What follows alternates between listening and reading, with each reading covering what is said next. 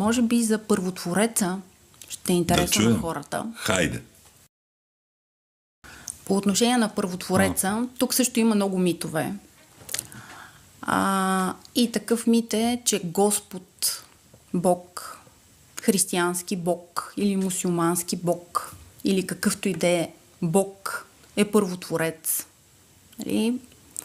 Това са манипулации на матрицата, защото религиите са изкуствено създадени. Те са създадени заради матрицата и от матрицата с цел да се манипулират по-лесно хората. Всъщност съществува само един първотворец, само един първосъздател и той не се прекланя пред никаква религия и не спазва никакви правила. Така че това за мен е много важно.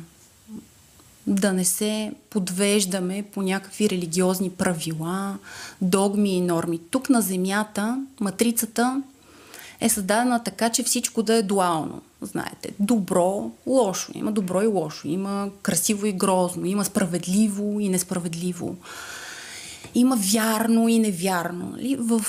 От духовна гледна точка, от духовен аспект, такива понятия не съществуват. Това го има само тук на Земята.